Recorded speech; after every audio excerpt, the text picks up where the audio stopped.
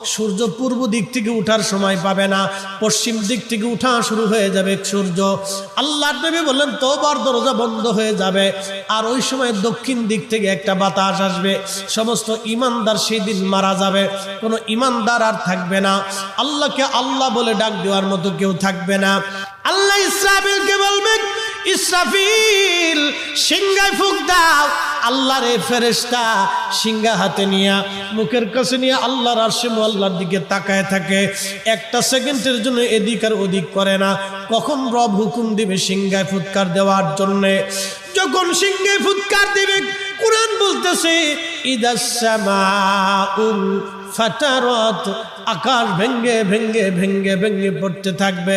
ওয়া ইদাল কাওয়াকিবু তাসারাত, সমগ্র নক্ষত্রগুলি ভেঙ্গে ভেঙ্গে ভেঙ্গে ভেঙ্গে পড়তে থাকবে।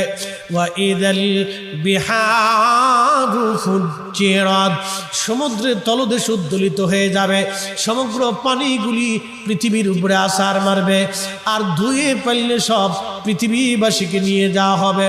ওয়া ইদাল কুবুরু বুসিরাত, কবরের ভিতরে যাহা আছে সব আমার মালিক আমার রব বের করে দিবে।